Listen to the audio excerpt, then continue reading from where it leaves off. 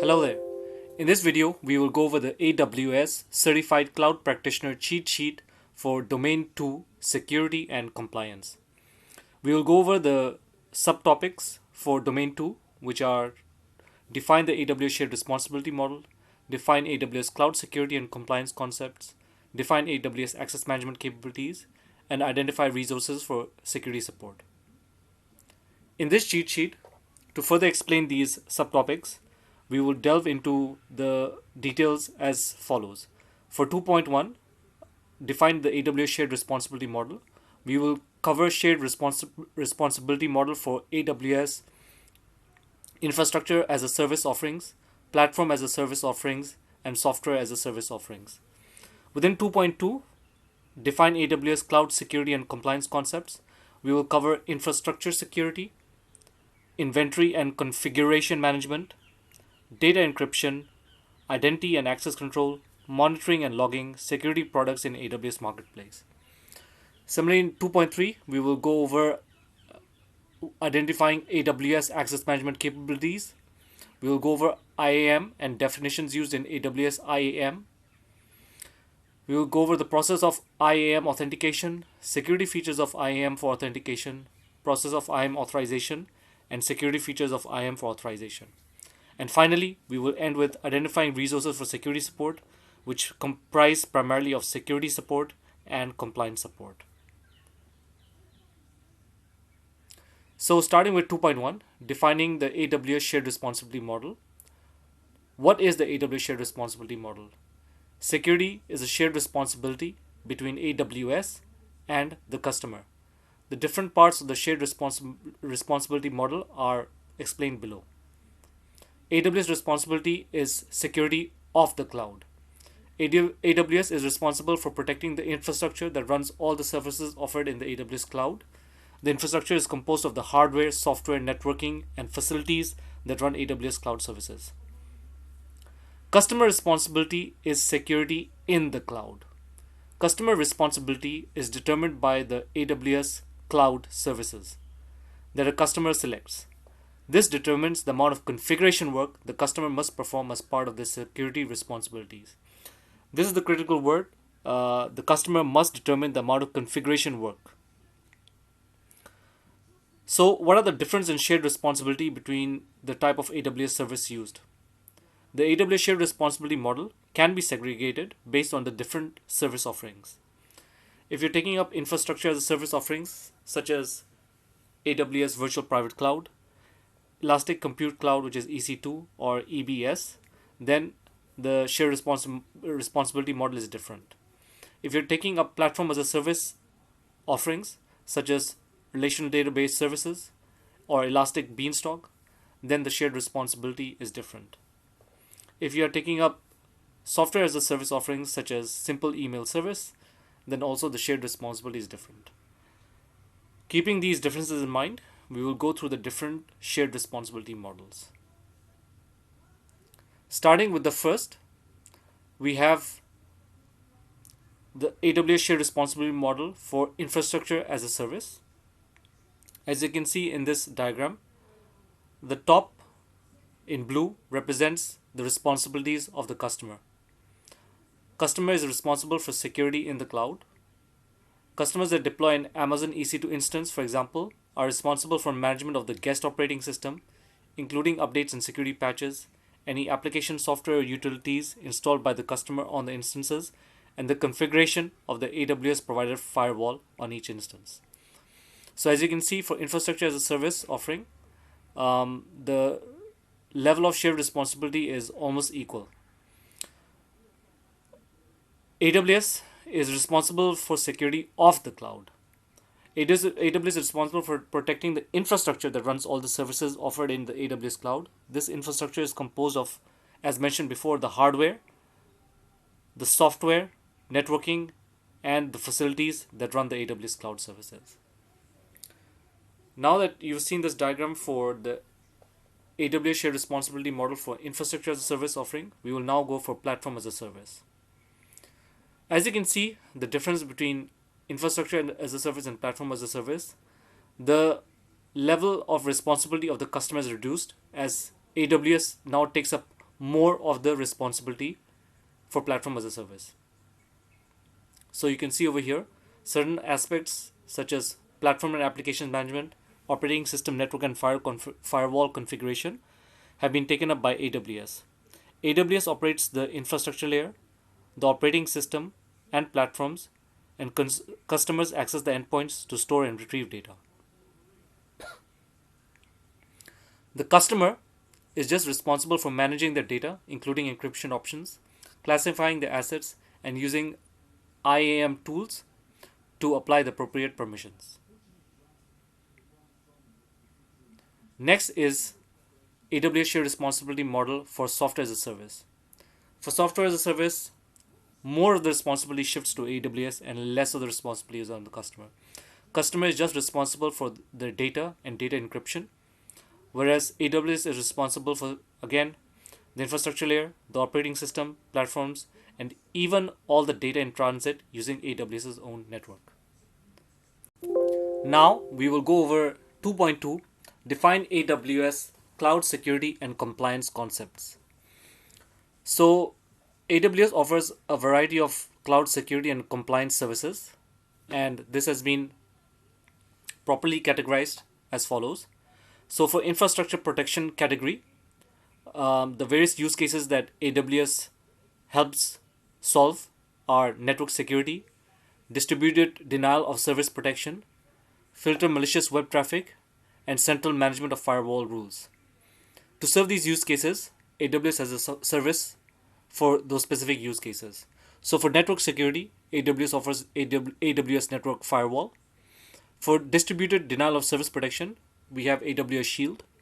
To filter malicious web traffic, we have AWS Web Application Firewall. And for central management of firewall rules, we have AWS Firewall Manager. The second category of AWS Cloud Security and Compliance is inventory and configuration management. In order to be able to record and evaluate the configurations of all your AWS resources, AWS offers AWS Config Service. In order to configure inventory on all your managed EC2 instances by using a one-click procedure, AWS offers AWS System Manager Inventory. To create standard pre-configured hardened virtual machines, AWS offers Amazon Machine Image.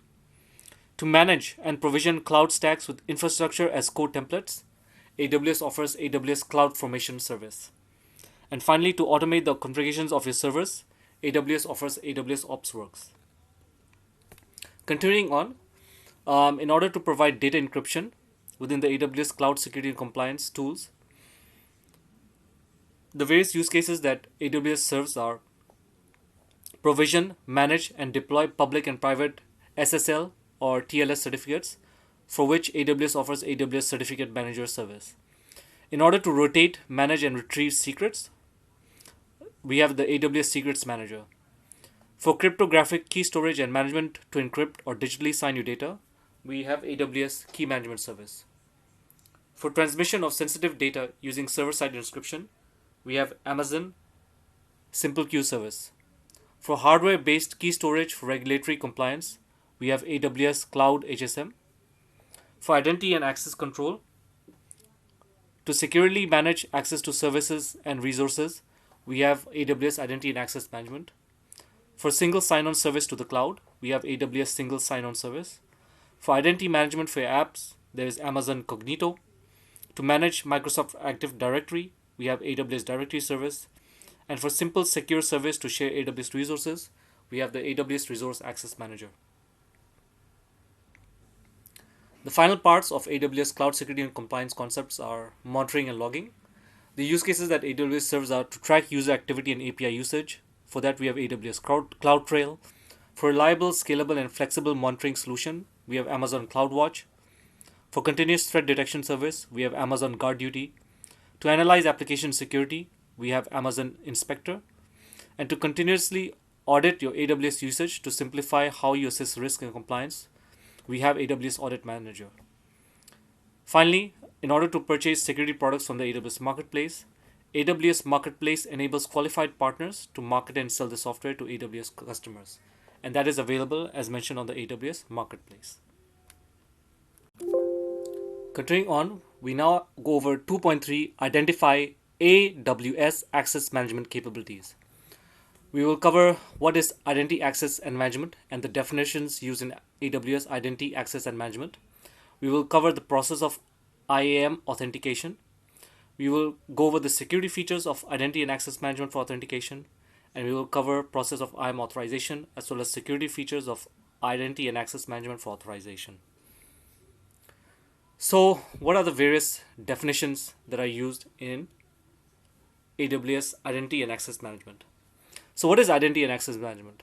AWS Identity and Access Management is a web service that helps you securely control access to AWS resources. Why do you use Identity and Access Management? You use Identity and Access Management to control who is authenticated, signed in, and authorized to use AWS resources. What is the root user? When you first create an AWS account, you begin with a single sign-on identity called the AWS root user that has complete access to all of the AWS services and resources in the account. The AWS root user signs in with the email address and password that was used to create the account. Root user can create the first identity and access management user. Once the first IAM user is created, ideally the root user login should be rarely used due to the root user's ability to completely access every aspect of the AWS account. Continuing on, what is IAM identity? An IAM identity provides access to an AWS account. AWS account root user or an IAM user with administrative privileges for the account can create IAM identities. IAM identities are created to assign IAM policies. IAM identities comprises of the IAM user, identity and access management groups, and identity and access management roles. Who is an IAM user? IAM users can be both individuals in your organization or applications that need access to specific AWS resources. Each user can have its own password for access to the AWS Management Console. Access keys allow users to make programmatic requests as an application. What are IAM groups? An IAM groups is simply a collection of users with common business objectives, for example, developers or quality assurance testers or admins. A user can belong to multiple groups. Groups cannot be nested or part of other groups. A group cannot be identified as a principal in a resource-based policy. What are roles? An IAM role is an IAM identity that you can create an account that has specific permissions. However, instead of being uniquely associated with one person, a role is intended to be assumable by anyone who needs it. A role does not have standard long-term credentials such as password or access keys associated with it. Instead, when you assume a role, it provides you with temporary security credentials for your role session. Who is an IAM principal?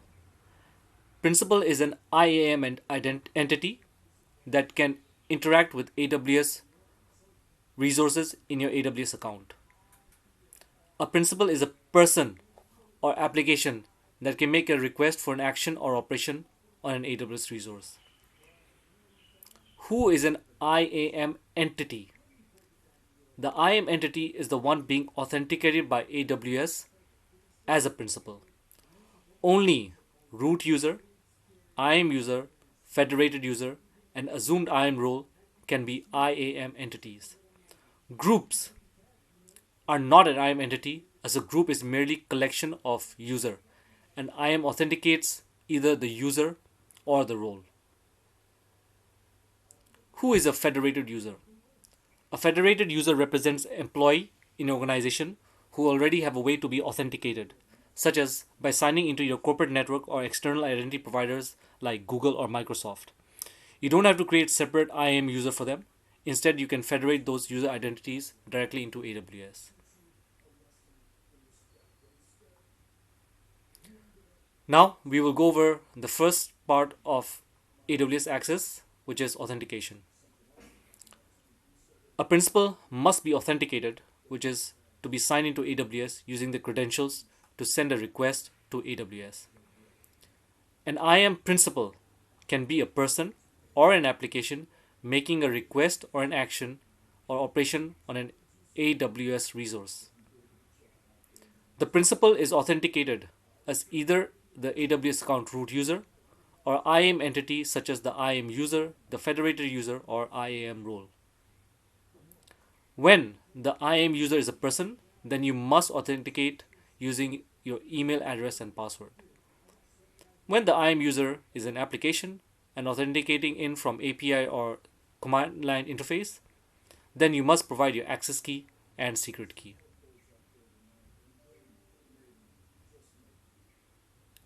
To go further, to identify AWS access management capabilities, we need to understand what is multi-factor authentication and what is AWS Security Token Service. Why is multi-factor authentication needed? AWS recommends you configure MFA to help protect your AWS resources for increased security. What is MFA? User is required to follow two-factor authentication to access AWS website or resources in AWS account. First, the root user or the IAM user must log in using login ID and credentials, and a user must key in a valid code generated from either a virtual MFA device, UTF security key, or a hardware MFA device. What's the benefit of MFA? MFA adds extra security because it requires users to provide unique authentication from an AWS supported MFA mechanism, in addition to the regular sign-in credentials when they access AWS websites or services. What is the AWS Security Token Service? Why is STS needed? An IAM role does not have standard long-term credentials such as password or access keys associated with it. Instead, when you assume a role, it provides you with temporary security credentials for your role session. What is the Security Token Service?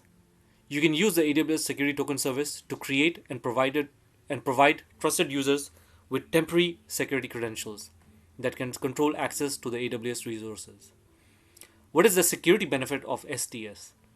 Temporary security credentials are not stored with the user, but are generated dynamically and provided to the user when requested. When or even before the temporary security credentials expire, the user can request new credentials as long as the user requesting them still has the permissions to do so. So AWS Security Token Service is meant for identity and access management roles. Going further into identifying AWS access management capabilities, we now go into the step of authorization. Authorization is the process of specifying exactly what actions a principal can perform on the resources in the AWS account. The steps involved in authorization are: when an IAM principal makes a request, AWS evaluates the policies that are attached to the AWS identities. AWS checks in the request for the permissions in the policies to determine whether the request is allowed or denied. AWS uses values from the request context to check for the policies that apply to that request. It then uses the policies to determine whether to allow or deny the request. We will go over the different policy types, which are identity-based policy and resource-based policy. So, what is a policy? A policy is an object in AWS that, when associated with an identity or resource, defines the permissions. How does a policy provide security during authorization? When an IAM principal, user role, makes a request, AWS evaluates the policies attached to the AWS identity or to the AWS resource, and the permission in the policies determine whether the request is allowed or denied. What is an identity-based policy? Identity-based policy grant permissions to IAM identities, which are the users, the groups, or roles. Identity-based policies are managed or inline policies to an identity. A managed policy is a standalone identity-based policy that you can attach to multiple users, groups, and roles in your AWS account. There are two types of managed policies: AWS managed policies, which are created and managed by AWS; customer managed policies that you as the customer create and manage in your AWS account. Custom managed policies provide more precise control over your policies than AWS managed policies. Inline policies are the second type of identity based policies. Inline policies are added directly to a single user, group, or role. Inline policies maintain a strict one to one relationship between a policy and an identity. They are deleted when you delete the identity. What is a resource based policy? You attach inline policies to resources. The most common example of resource based policies are Amazon S3 bucket policies and IAM role trust policies. Resource based policies are inline policies. There are no managed resource based policies. The benefit of resource based policies is that it allows cross account access. So if you have more than one AWS account in your AWS environment, the resource based policies allows you to have cross account access. Finally, we will go over 2.4 identifying resources for security support. You do not need to memorize the description thoroughly. However, you do need to know what the AWS service relates to for the AWS Certified Cloud Practitioner exam. So, AWS Trusted Advisor, it is an online tool that acts like a customized cloud expert, helping you to configure your resources to follow best practices. Trusted Advisor inspects your AWS environment to help close security gaps and finds opportunities to save money, improve system performance, and increase reliability. AWS Account Teams provides a first point of contact, guiding you through deployment implementation and pointing you towards the right resource to resolve security issues you may encounter. AWS Enterprise Support is a concierge service which ensures that customers' issues are addressed swiftly as possible. It provides 15-minute response time and is available 24/7 by phone, chat, or email, along with a dedicated technical account manager. However, please note enterprise support is a specific support plan and depends upon the support package that the customer is subscribed for. AWS Partner Network refers to hundreds of certified AWS consulting partners worldwide that can help with your security and compliance needs. AWS Professional Services helps customers develop security policies and practices based on well-proven designs and help ensure that customer security design meets internal and external compliance requirements. The AWS Marketplace security products complement existing AWS services to enable you to deploy a comprehensive security architecture and a more seamless experience across your AWS cloud and on-premises environments. AWS Security Bulletins provides security bulletins around current vulnerabilities and threats and enables customers to work with AWS security experts to address concerns like reporting abuse, vulnerabilities, and penetration testing.